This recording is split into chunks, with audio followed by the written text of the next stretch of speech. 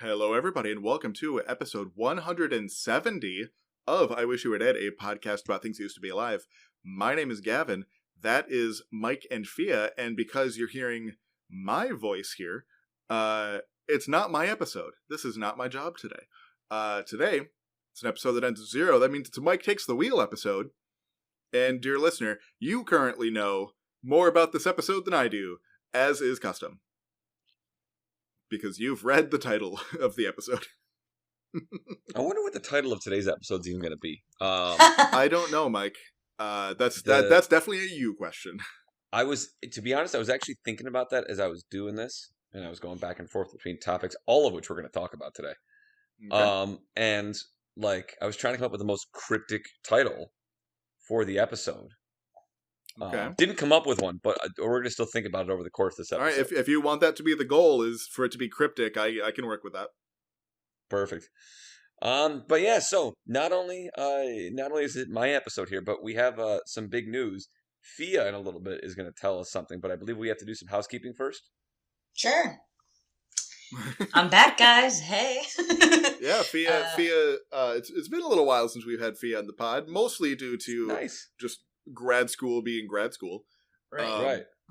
But also, do we agree on housekeeping first or Fia stuff first? Which one was? I forgot. I mean, we'll do housekeeping first, but I didn't want the first word that Fia said be the housekeeping, because that feels just kind of a little sexist, just feels a little wrong. I thought that's what we agreed on. That's why I said it like that. I agree. I'm pretty sure that is what we agreed on, but in the moment, right. I just didn't want that to be all that Fia does to start. Nah, yeah, it's I agree. It seemed wrong in the moment. I was setting her up to talk about Australia, and then I was like, "Oh wait, there was a plan. I must execute the plan." So, no I don't worries. know. No worries. You can talk about whatever the hell you want to talk about. Hey guys, I'm back. I went to Australia, but before I tell you about that, don't forget to rate the show on whatever platform you listen to us on, and to follow us on Twitter, Facebook, YouTube. Give us feedback about the show and any future topics you would like to hear on the pod.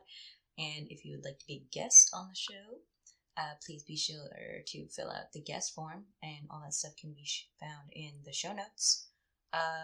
Gavin, do you know what next episode topic is?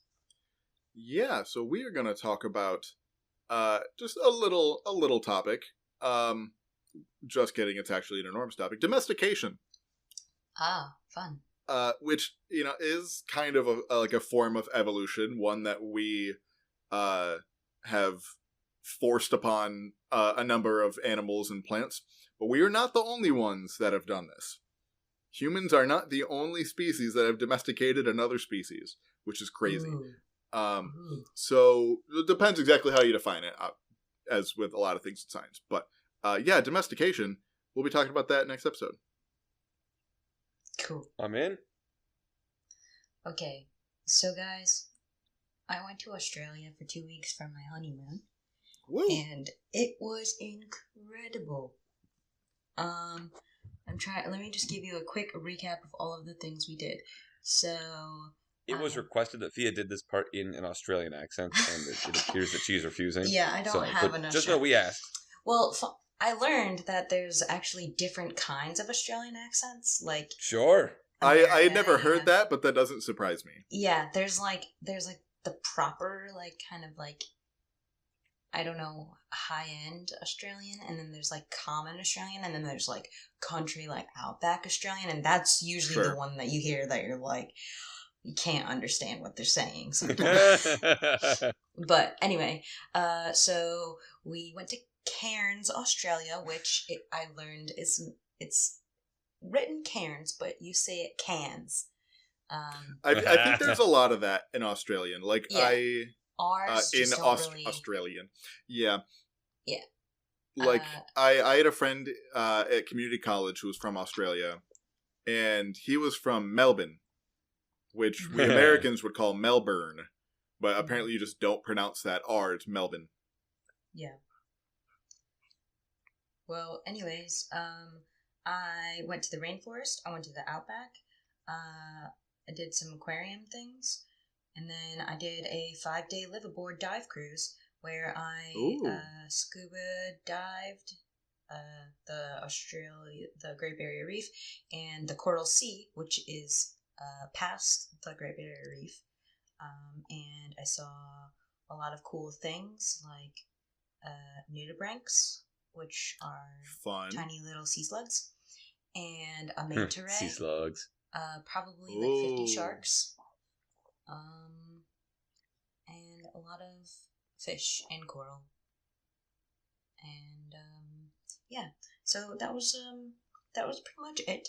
I will say that for my Seagrass Corner today, I wanted to share with you a list of words that I kept writing down in Australia that were one word in America and other words in Australia. So I will This is share incredible. this. This is awesome. Absolutely, I love it. Hit us. A sidewalk is called a footpath. Interesting. Take out- I'd heard it called, like, I know in at least the UK they call it pavement instead of a sidewalk. Yeah. This is footpath. Takeout, they say take away, like take out food. Ooh, It's take I away. don't know about that. Okay. Bathroom is toilet. Just the whole thing? Yes, where is the toilet? In the bathroom. Nope, no bathrooms.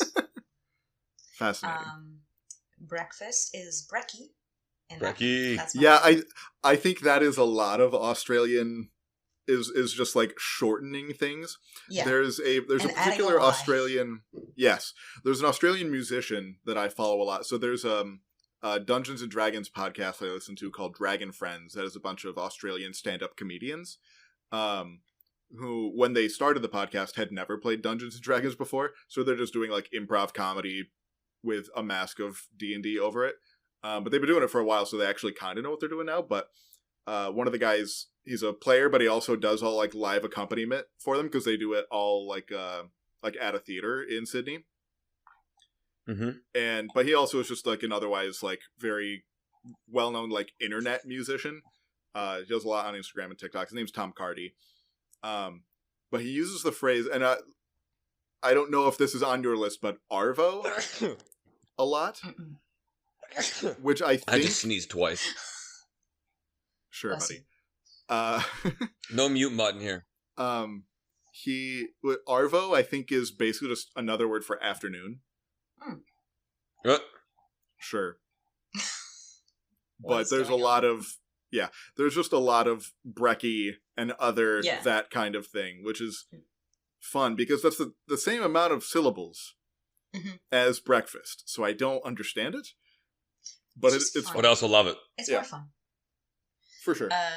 Okay, I'm gonna rip through these next ones real quick, and then Heck get yeah. to I'll save the last two for as my favorite ones. So gas is petrol. A Okay. cigarette is a durry.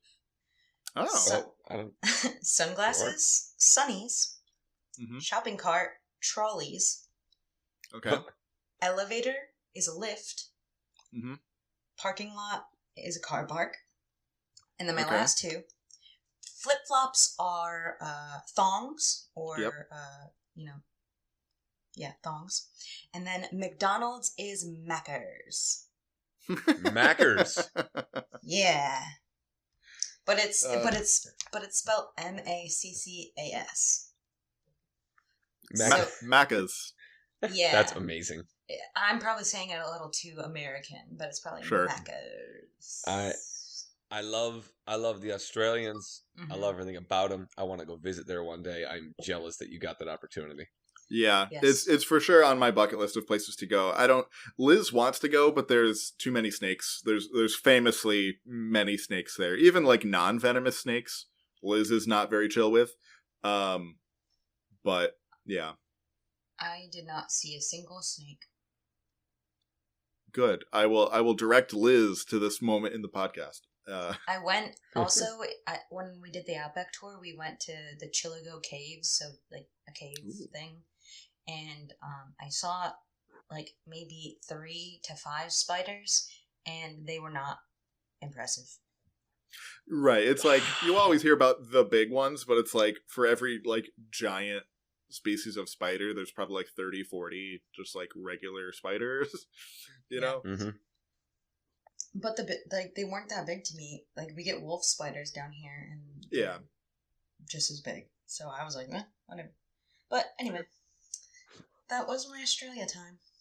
Yeah, I'd love to hear more, even like off pod about the rainforest, because that's typically not a part of Australia that people think about. Because Yeah. it's not a lot of Australia, but it is there. Yeah. Maybe we could do a paleontology episode about Australia. Or like the if I was a better formation of host, Australia. I want to say we did, like really early on, but I'd have to look. But yeah, it's a real cool place, real cool animals. We did a monotremes episode not that long ago. So a nice echidnas and platypus episode, which was a lot of fun. But yeah, with that, thanks, Fia. I love Australia, and the fact that you got to go there, like Mike said, is just awesome. But yeah, so Mike, with that, what are we doing? What are we talking about? Are we at my part of the thing today? Yeah. Yes. All right. So I think it's become kind of a running theme with my episodes that I kind of take you on the journey of how we got here. Okay, sure.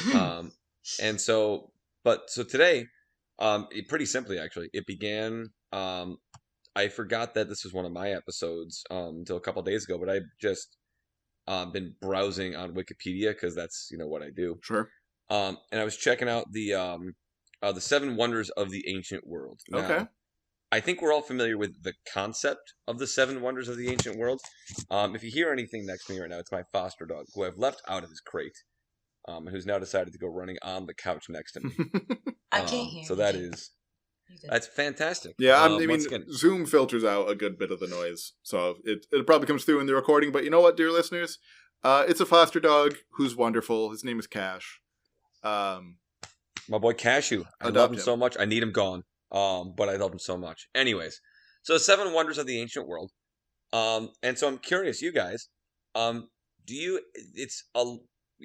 actual official list can vary a little bit. Sure. With some of these sources that go back, hundreds of years. But there are kind of like 7 canonical ancient wonders of the world. Do you guys think you can name any of them? I bet there's at least 2 you can probably get. Pyramids. The pyramids is number 1, and that is the only one that I would not be able to talk about in this episode. Okay. Because the ancient pyramids of Giza, in addition to being the oldest by far, by a lot, are also the only part of the 7 Wonders of the Ancient World that still exists today. Yeah. The other 6 you cannot go see; they've either been destroyed or mostly destroyed or whatever else. But the pyramids still exist. You can go check it out. Do you know any of the other ones?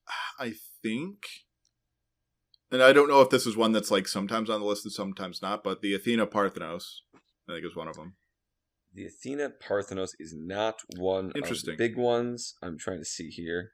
There's also like there's Athena statue. Yes. Athena Parthenos been included one time on one list. Okay.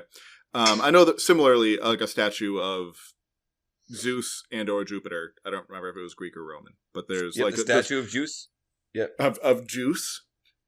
Did I say juice? Yeah. Statue of Juice. We're gonna roll that, and when we say juice, that is Juice, because I know that sometimes it doesn't always come through well in recording. The statue of Zeus at Olympia is another one of the canonical ones. So you've got 2 of them so far. See, the only ones that I'm thinking of that like would be Atlantis are ones that are like Atlantis is not one of the 7 canonical ones. Like places that are like around but are like pretty destroyed, like the Acropolis. So like those are the only ones that really come to mind.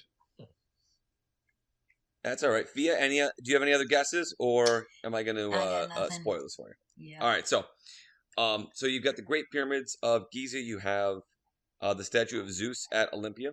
You have the Colossus of Rhodes. Oh, yeah. Which is a statue of the Greek sun god Helios. You have the Lighthouse of Alexandria. The mausoleum at, I think it'd be offensive for me to try and pronounce that, but a mausoleum somewhere. The Temple of Artemis, and the one that was most interesting to me was the Hanging Gardens of Babylon. Oh, okay, yeah. Is number 7 here. Now, Gavin, you you kind of exclaimed at that. Why? What do you know about the Hanging Gardens of Babylon? Like, not a lot, to be fair, but it's just the fact that I had heard of it, and it was, at least from my understanding, like a really advanced gardening in like a large city. So like it wasn't like like the, you know, rice terraces and stuff like that in, you know, other places in like the vague region, but like a like really efficient way of doing agriculture in a really densely populated area. That, I mean, you've got, you know, all the basic parts there. Fia, is there anything that you've heard of the Hanging Gardens, I assume? Nope. Really? Okay. Yeah. My knowledge Also, is very small. Is the mausoleum, was it Halicarnassus? Yeah, that's the one. Okay. And I think you nailed the pronunciation on that one. But so the Hanging Gardens of Babylon was sort of the genesis of this episode. In part, you know, it is this incredible engineering feat. It is you know, in what would be present day Iraq. You know, according to Wikipedia, a remarkable feat of engineering with ascending series of tiered gardens containing a wide variety of trees, shrubs, and vines resembling a large green mountain constructed of mud bricks. And you can see, you know, paintings of the whole thing. And it really is extraordinary.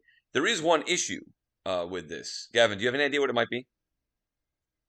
Well, you said it's in Iraq. Not a lot of water there, famously. Sure. You got to think even stupider. Oh, okay.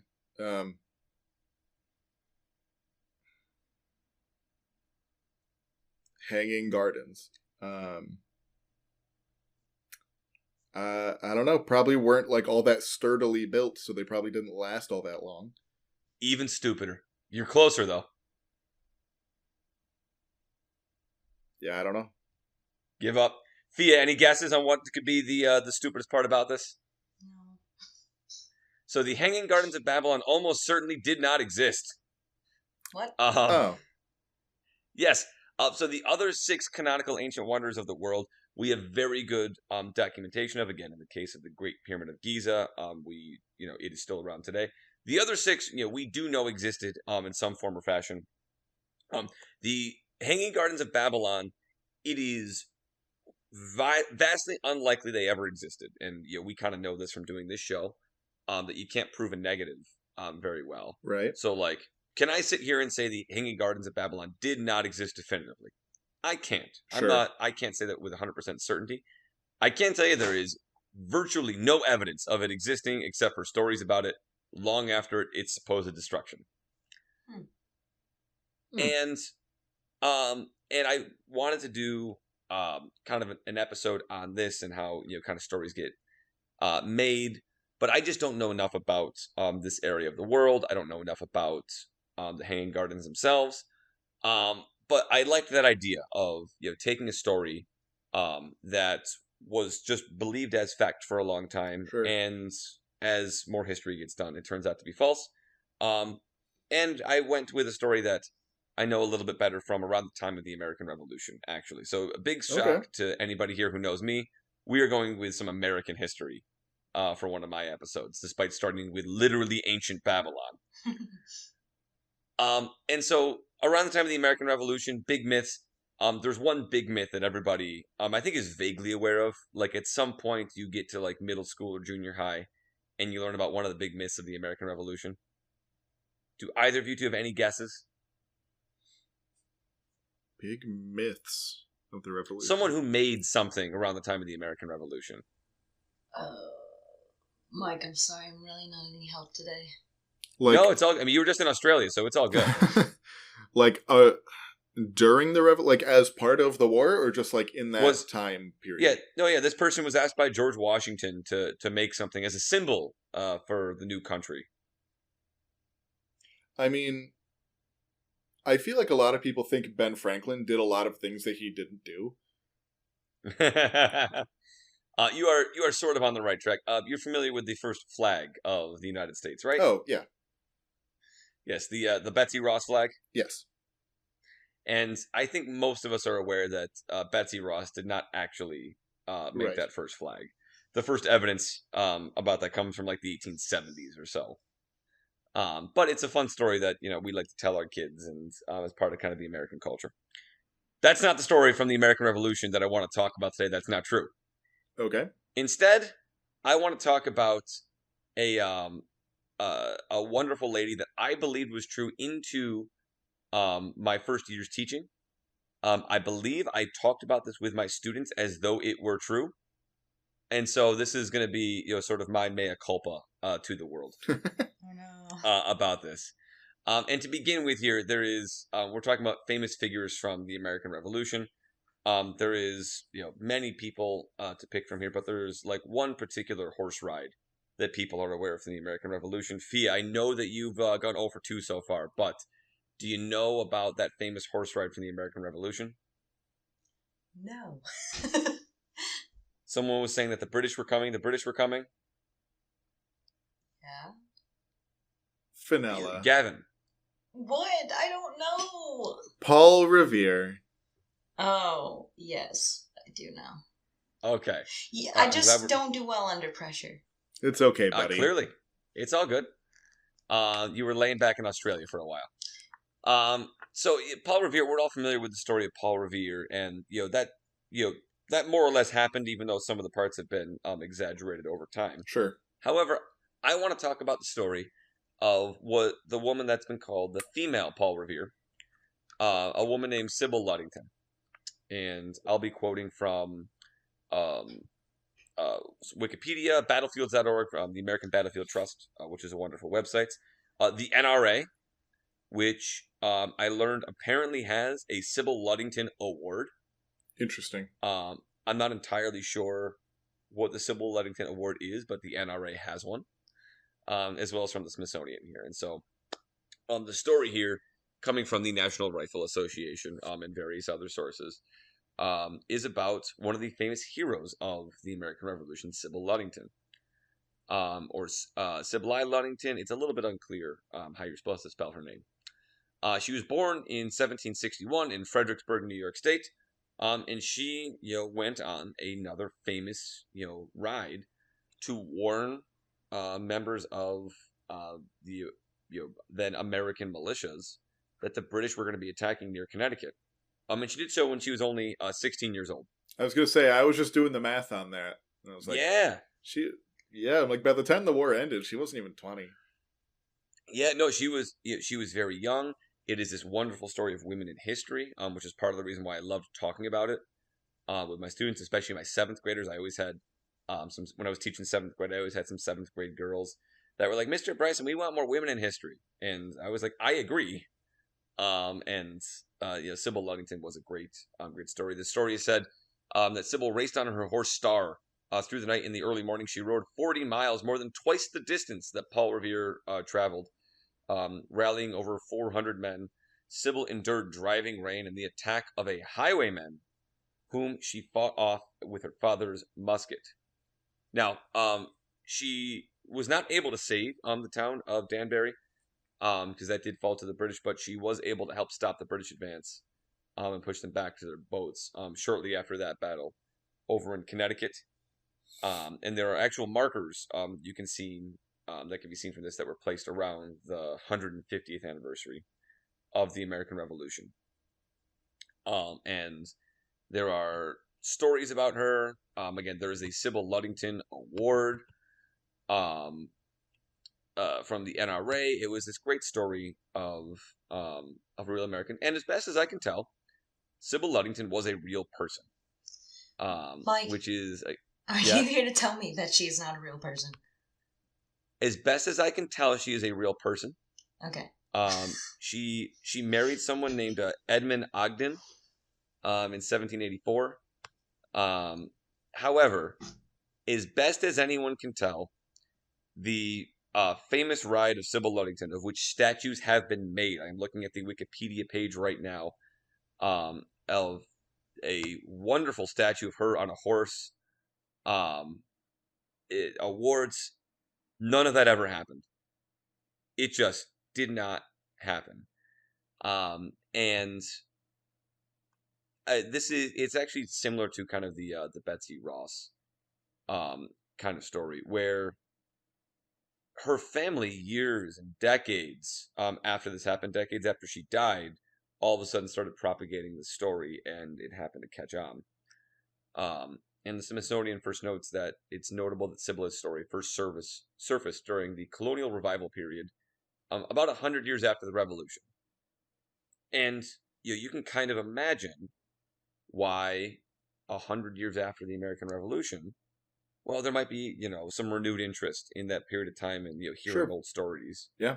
Because there was still, I don't want to say, 100 years after, there was still people that were alive at the time, but, there was, one generation removed, people were still alive telling these stories. And so there's an 1854 letter from Sybylla Ludington's nephew, Charles Ludington, asking that she be recognized for an upcoming ceremony for the Revolutionary heroes, and that appears to be where this story actually began. It got a bigger mention in 1907 memoirs about her father that were published by Grandchildren. So she got like a 2-page mention. Was her father somebody important? Her father fought in the American Revolution, and I don't know much about him, other than, again, I believe he existed. Okay. As best as I can tell. But it's one of those things where, as with most good stories, as with most good conspiracy theories, you've got like this little tinge of something that is true. Sure. Sybil Ludington was a real person. Henry Ludington, is also a real person. In fact, there appears to be a sketch of him on his Wikipedia page. He aided the effort in providing spies and was associated with John Jay in A Ring of Spies. Okay. According to his Wikipedia page. But the Smithsonian has done some research at this point. And as best as anyone can tell, this is one of those things that just never happened. In 1996, the Daughters of the American Revolution said the evidence was not strong enough to support their criteria for a war heroine, and added a note to an exhibition saying of this ride, "It's a great story, but there is no way to know whether or not it is true."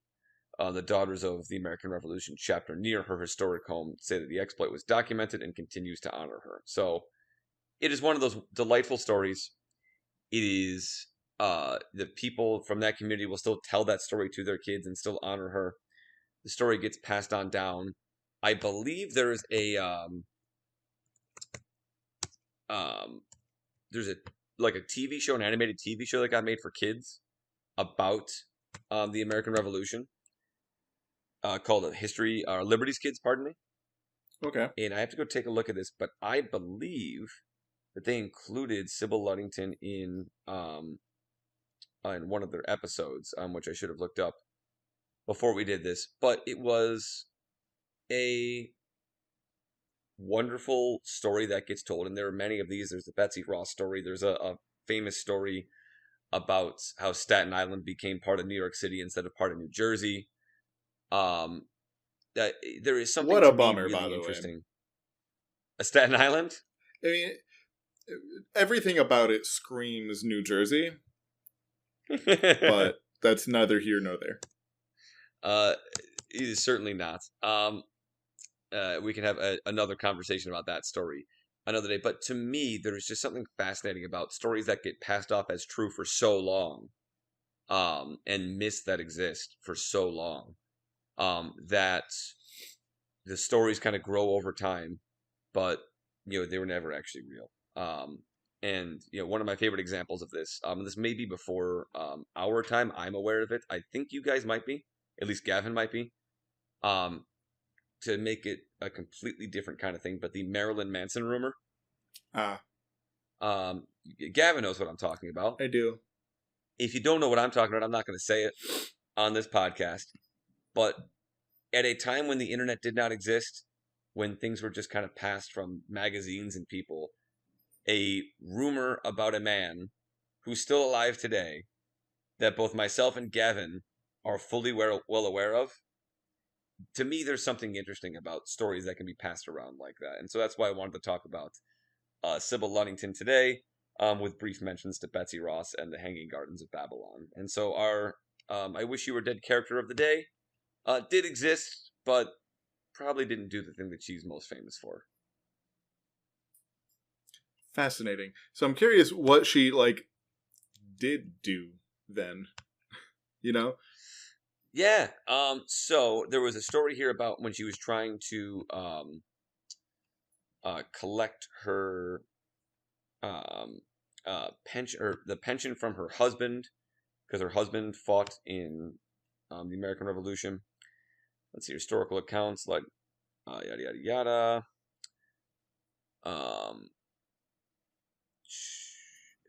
Rode 40 miles. In 1838, Ludington asked for a pension based on her husband Ogden having fought in the Revolutionary War, but she could not prove that she was married to him. According to Paula Hunt from the Washington Quarterly, none of the sworn affidavits attesting to Ogden's military service and the legitimacy of civilized marriage mentioned her ride, nor did she attempt to claim it as part of her justification for a pension.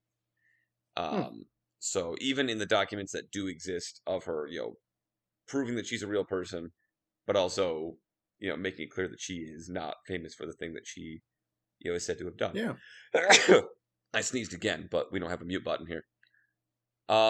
She appears to just be the daughter of someone that really was in the Revolution, Colonel Henry Ludington, who really did help with spying efforts among the Revolutionary War, and the subsequent family members of the Ludingtons kind of were able to take the story from there.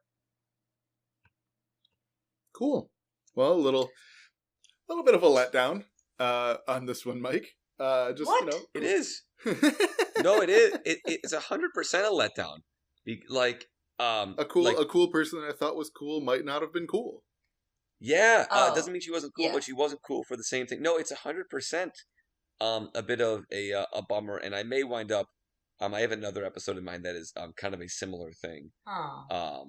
A similar kind of myth that at one point I may want to talk about and bring up, but I will save that as possibly a story for 10 episodes from now. Yeah. But yeah, this is it's a cool story. I believe I've seen her name on Jeopardy before, even. Oh. Alex Trebek, what were you doing? I know I'm not entirely sure how involved Alex Trebek was at that point, but I remember, again, that was the time when I believed the story to be true, and Sure. just women are not getting their fair share, and this is a story that should be told, and well, not quite the case here. Instead, we just have some good old fashioned myth making. But with that, Gavin, I think we are ready for you to go ahead and lead us out. Absolutely. Well, thank you for that, Mike, and thanks for telling us all about Australia and Australian slang, Fia. We're glad to have you back. And this has been episode 170 of I Wish You Were Dead, a podcast about things that used to be alive. We'll be back with you in 2 weeks talking about domestication. I forgot what I said earlier. Domestication. And all that entails in 2 weeks for episode 171. So I have. Hey, speaking of domestication, by the way, Yeah. your kid's doing well, right? Oh yeah, no, she's doing great. She's been a little sick, but what child at daycare isn't? Listeners, I already knew the answer to that, but I just wanted to give a quick update to all of you. Yes. And Gavin mentioned domestication, so I feel like a good time to bring it Sure. But yeah, on that note, I have been Gavin. That has been Mike and Fia, and we will see you all in 2 weeks. Until then, take care, everybody. This episode of I Wish You Were Dead was written by Mike Bryson and hosted by Gavin Davidson, Mike Bryson, and Fenella Campanino. It was sound edited and edited for YouTube by Gavin Davidson. Special thanks to former guests of the pod and to listeners like you.